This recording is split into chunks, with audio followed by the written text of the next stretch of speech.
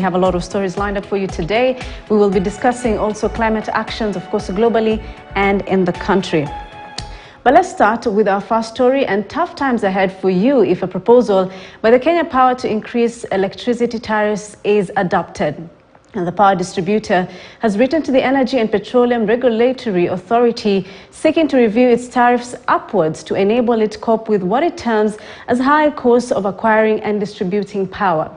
As Jimmy Mbogo reports, the implications could be twofold for Kenyans as they incur higher power bills and pay more for goods as industries factor in the higher cost of production, which they eventually pass over to the consumers. The cost of power has been a major talking point for governments, with former President Uhuru Kenyatta firing the first salvo that was set to see the cost of power go down by 33%.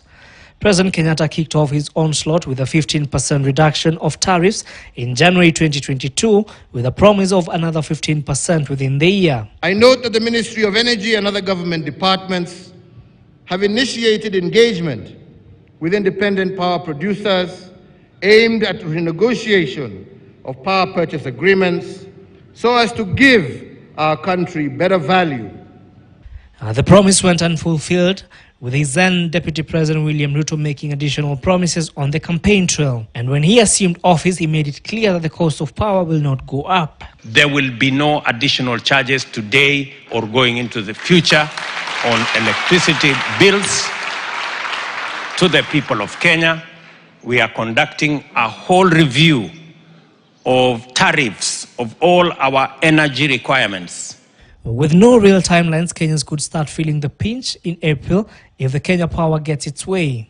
In a proposal to the Energy and Petroleum Regulatory Authority, (EPRA), Kenya Power is seeking to increase the cost of power from the 15% reduction of 7.7 shillings applied by President Kenyatta to a staggering 14 shillings for consumers of less than 30 units.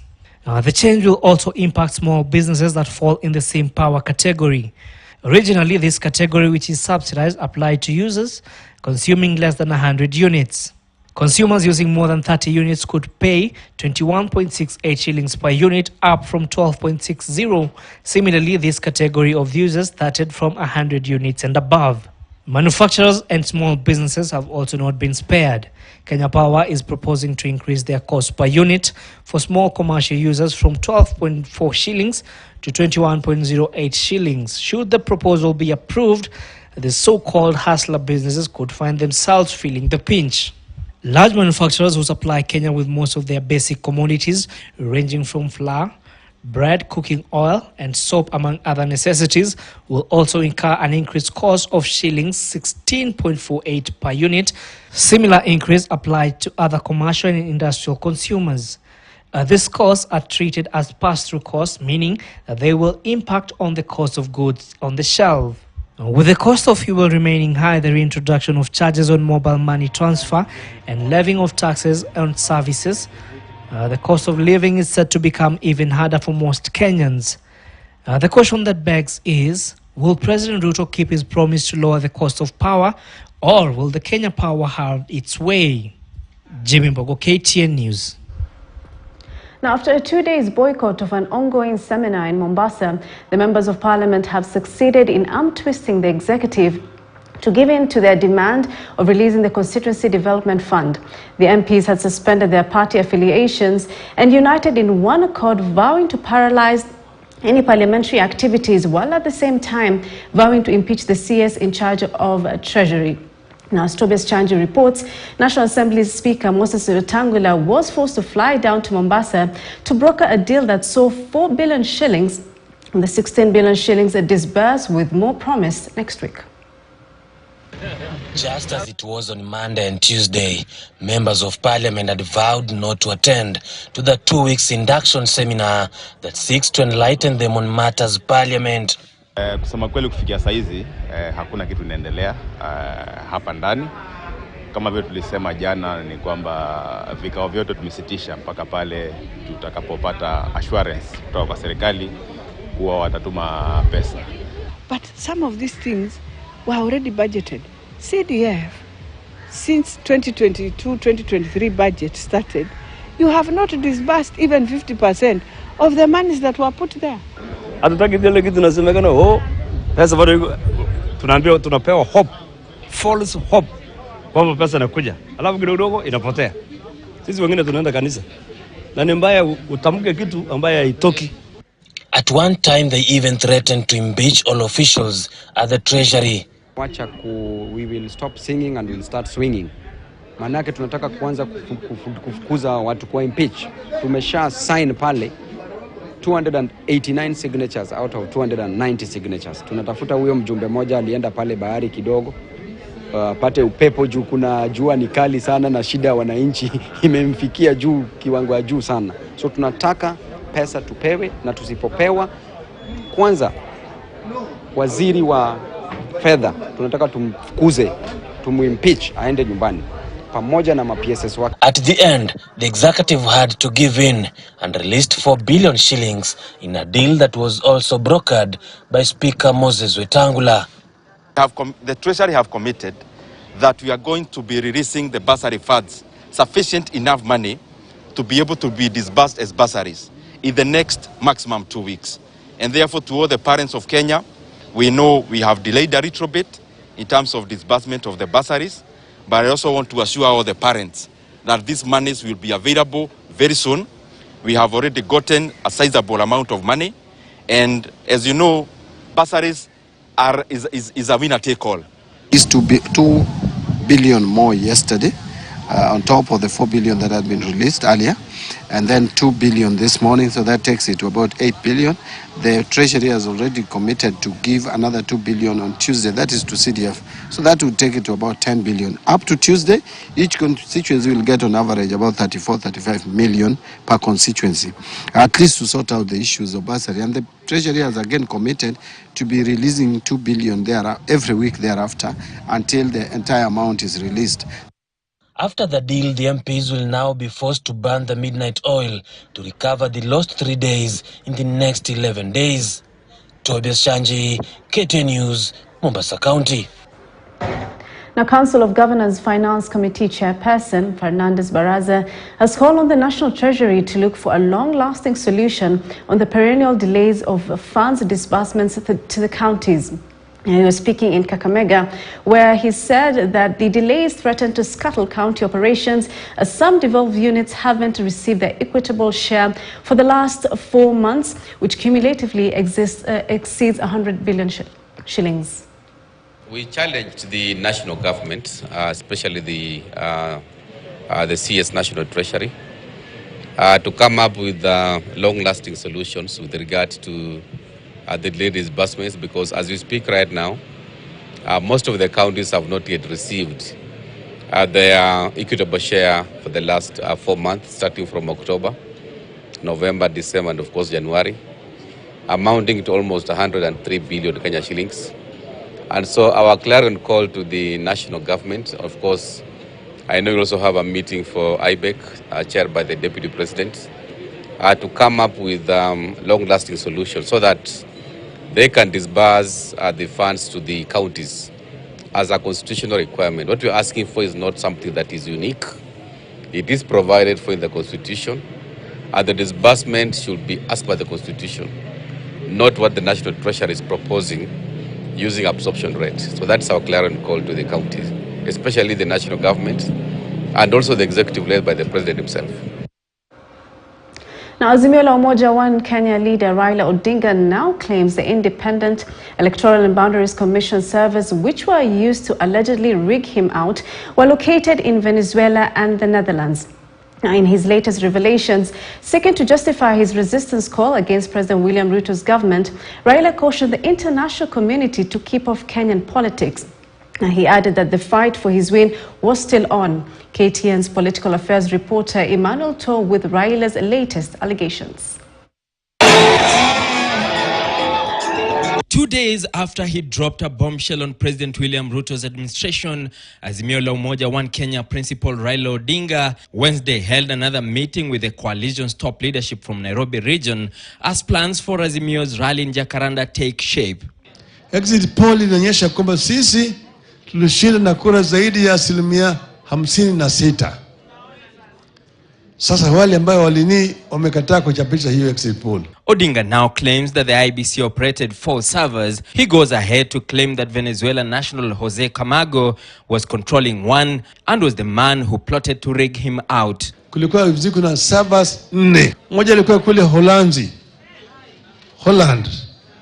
Kule ndani ya mawingu huko in the clouds. Pili ilikuwa nyingine kule Venezuela. 3 ilikuwa hapa katika Anniversary Towers pale ambayo IEBC iko. 4 ilikuwa moja katika industrial area huko chini. Alafu katika Bomas of Kenya kulikuwa na kitu kinaitwa the portal pale ambayo sasa ili matokeo ilikuwa naingia. Kati ya hizi servers 4, moja pekee yake ndiyo ilikuwa inatuma matokeo kwa Bomas. Na hiyo ilikuwa ile server ya Venezuela ya yule mtu anaitwa Jose Camargo. Uliona? Alikuwa anapata hiyo matokeo, anabadilisha. Zile za Raila anapatia Ruto. Raila reiterated that the whole syndicate also roped in the former electoral agency boss Wafula Chebukati, whom he accuses of buying time to change the election results at the back end of the results transmission system. The opposition leader firing a warning shot at the international community, asking them to keep off Kenyan politics. Foreign countries don't interfere in Kenya's internal affairs. Kenyans must be able to come up with the leadership that they want. Kenyans must elect leaders that they want. What we have today are leaders that are imposed on the people of Kenya by a very corrupt Electoral Commission. Odinga now says President Ruto's remarks that the IEBC servers were indeed opened were not true, and that the truth of the August 9 showdown lie in the servers. Ati Chebukati alifungua server kitambo. Uliza siku gani? Alifungua server siku gani? Sisi, we want to ensure that the votes that were cast for Raila Amolo Odinga counts. Na hata ile maandamano wamekuwa wakiongea juu yake kila mara. Ile maandamano wamekuwa wakitangaza kila mara inakuja. Na inakuja hivi karibuni. The former premier has now called on his supporters to stand their ground and fight for their rights as he promises a landmark direction next Sunday. Kenyans must be prepared to stand up. Stand up for their rights. Stand up and defend your rights. Because if we don't do that, these people will continue to rule you without your consent. Emmanuel Toh, KTN News, Nairobi. Now, still on the divisive question of elections and the recent enactment of the Independent Electoral and Boundaries Commission Amendment Bill 2022 into law will outline how members of the electoral body's selection panel to pick commissioners will be constituted. The process of picking the new members of the selection panel will officially begin next week, with various institutions expected to submit names. Now, political affairs reporter Daniel Kariuki tells us more. Days after the head of state, President William Ruto, signed into law the IEBC amendment bill that seeks to constitute IEBC commission by recruiting commissioners and the chairman, the process of setting up the selection panel has kicked off in earnest.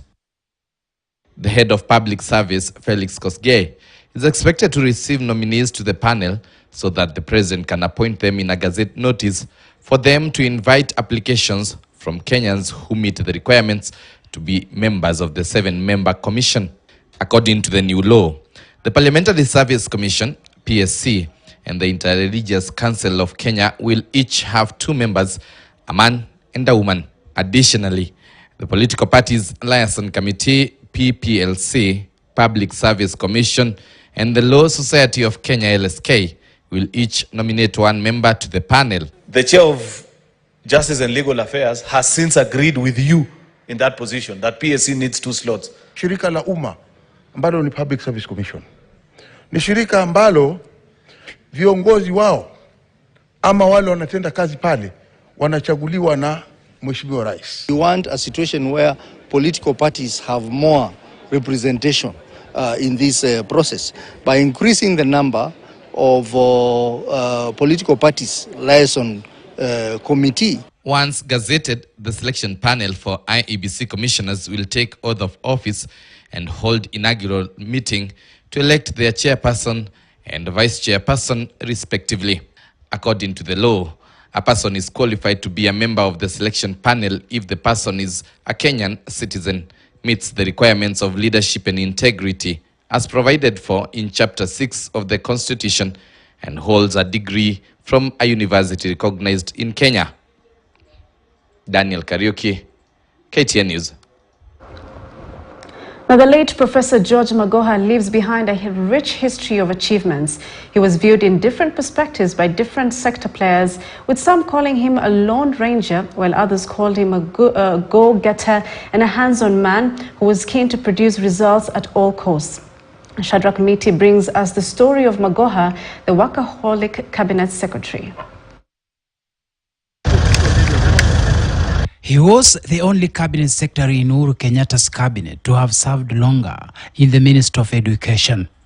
His appointment to the cabinet was largely informed by his achievement at the Kenya National Examination Council, where he had served as chair for 3 years. For the 3 years Magoha served as NEC chairman, the council underwent radical changes that saw credibility and integrity of national exams restored. And in March last year, as he released 2021 KCP exam results, Magoha attempted to highlight some of his achievements. He was credited for returning sanity in the administration and management of national exams. He played a very big role, and we cannot be blind to that, especially in ensuring that we bring back sanity to our certificates in the national examinations. First as a chair of Kenya National Exam Council, and then when he took over as a minister. I think that I credit him for that. He remained focused despite the noise, despite us on the ground feeling he was trumpeting on us. But he was focused on what he wanted to achieve. And I think to some level, the cheating came down, and we could see the grades, children getting really what they deserve. From visiting slum areas and poor homes to mop up learners and take them to school, to personally overseeing and monitoring construction of classrooms and other key projects, his working style divided opinion among education stakeholders, with some calling him a lone ranger who worked in isolation. He was even branded in some quarters as the cabinet secretary who liked carrying out assignments that would easily be executed by a junior clerk at Jogo House or even at the zonal education office. In his defense, however, Magoha said a true cabinet secretary for education must be one who moves around, monitoring every action and progress. From my experience, I have noticed that for a minister, and this is personal, my work is not in Jogo House. You know that. The work is outside there in the schools. So I hope that the person who is coming can, even if he doesn't run around like I do, like a headless chicken, he tries a little bit to go and check whether what he has been told is correct. Although he was appointed when the implementation of the competency-based curriculum was already in progress, Magoha had the tough task of midwifing the process, which put him at loggerheads with stakeholders who felt he had isolated all the key players. The competency-based curriculum did not start with the CS Magoha. I found the train already moving. So I took it over from there and moved it energetically together with all of you to where it is now. Magoha's biggest test was the outbreak of COVID-19, which brought about closure of schools for nearly 1 year. Towards the end of his tenure at Jogo House, Magoha, in his characteristic straight shooting, warned his successor of the existence of a ring of cartels keen on influencing his decisions. Magoha's statement was a consequence of how he had managed to build CBC classrooms at a cost of 788,000 shillings per a single classroom. In my view, as I go, the elephant in the room is getting value for money. That is a disease, and it's not only in my ministry, it is everywhere. We have 544 billion shillings as a ministry. People see that money as being too much, and how much can you put in your pocket? But I've been with you in the slums. You know that money has owners. So as long as the money is put to the right use, the person will succeed. But while highlighting how running the Ministry of Education is not for the faint-hearted, Magoha revealed how working and serving children helped him to adjust to the new surrounding. Before taking charge at NEC and later Minister of Education, Professor Magoha also served as Vice-Chancellor of University of Nairobi. When he took over the office years back, he is on record having promised that there will be no students' strikes at the university. And indeed, for 10 years at the helm of the university, there was no students' strike during his tenure, confirmation that he was a strict administrator. Nevertheless, Magoha will be remembered by education stakeholders, especially teachers' unions, as a very abrasive, imposing and equally tough cabinet secretary who had little time for threats and blackmail. Shadrach Miti, KTN News. Now, a family in Shinyalu, Kakamega County has surprised many by producing top performers in national examinations. And the family has 3 blind siblings, all of whom have scored impressive marks in national examinations. For example, 18-year-old Marvin Mutongoi overcame immense challenges to get a B plane in the 2022 KCSE examinations. Just like his elder sister, now at Kenyatta University pursuing a degree course, the family is celebrating good performance. It is facing also challenges ahead as raising school fees is hard for the family. Now, reporter Alan Ochanda sat down with the family and narrates the story. Malvin Mutongoi is busy fending for his father's chicken at his home in Shinyalu, Kakamega County. The 18-year-old was born blind, just like his elder sister and kid brother. Malvin was among the thousands of candidates who sat for the Kenya Certificate of Secondary Education last year, and despite being born in a dark world, he surmounted all the challenges and scored a B plane of 61 points at the Thika School for the Blind, and attributes his success to his teachers and his father. My dad has been supportive. He has been making sure that we have everything we need. He has been giving us advice in terms of accepting ourselves, and also in education. Anytime we drop in academics, he advises us, but not in form of quarreling. Having been born and raised in a humble background, the ever-smiling boy says it hasn't been easy, as a special child like him and his 2 siblings require a lot of attention. The society, he says, is harsh on them and borders on stigma, which, if not well handled, can push one to do the unthinkable. Being a blind student, it's very hard, especially here in our rural area. When I just walk around, everybody is laughing at you. Just moving on with life, you should accept the way you are. If you keep on listening to what people say about you, that you are blind, you'll end up committing suicide. Malvin's brother died in 2018 when the boy was in class 8. His father would later take it upon himself to raise his 3 blind children. That has been a Herculean task given he's jobless. Malvin's eldest sister was in high school by then and also made it straight to university, where she's pursuing a bachelor's in education. My sister's achievement in getting a grade of B in 2020 KCSE really motivated me, because I knew that I can. She is now in Kenyatta University pursuing education in literature and English, and I also have a dream in joining there. Nimekuwa nikinunua vitabu kwa soko ile wanaita black market. Nikinunua nikiwasomea, wao wajui blind, but mimi nawasomea kwa braille na wasomea kwa blind, na wakiandika kwa braille. Ndio kusoma kwao iwe rahisi. Sasa mimi wakiwa hapa wamefunga shule, mimi sishughuliki na mambo mengine. Huwa tunakaa kwa meza na wasomea kitabu, kama ni English na wasomea kwa blind, nao wanaandika kwa ile lugha yao ya braille. The 45-year-old, however, confesses having 3 blind children took a toll on him, and even thought of parting ways with his now deceased wife, as stigma from the society was real. He, however, stood firm, and as a man gave his family a shoulder to lean on. Nilipata wa kwanza kibofu, wa pili kibofu, tena wa tatu kibofu. Enyewe nilifikiria mambo mengi, nikafikiria kufukuza hata bibi, Wengine wakasema mimi ndio mbaya sababu bibi mwenye nilioa tu vizuri, lakini wakasema sijui ni uchawi nini. Nikasunguka kwa madaktari wa kienyeji na nini, lakini sikufaulu. Lakini nilionelea nisiwatupe watoto wangu ama nisiwaache ama nisifukuse mama yao. His resilience and his son's determination have finally paid off, but Malvin's only fears are that he could miss his dream course, which is law. His father too afraid his optimism of academic excellence and shackling them from poverty hangs in the balance.